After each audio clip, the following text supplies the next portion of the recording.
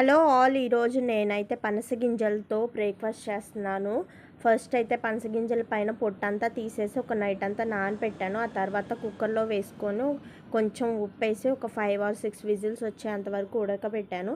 Next water వంపేసి ఆ పనస గింజల్ని సన్నగా చాప్ చేసుకున్నాను చిన్న ముక్కల్లాగా. అందులోనే కొద్దిగా ఉప్పు, కారం వేసుకున్నాను. అండ్ నెక్స్ట్ ఆనియన్, మిర్చి, టమాటో వేసి కలుపుకున్నాను. ఈ పనస గింజలు ఆరోగ్యానికి చాలా మంచిది. మనం ఏంటో పడేస్తాం, కానీ యాక్చువల్గా ఇందులో మంచి ఫైబర్ ఉంటుంది, ఐరన్ ఉంటుంది, నీరసం ఉండదు ఇవి తిన్న తర్వాత.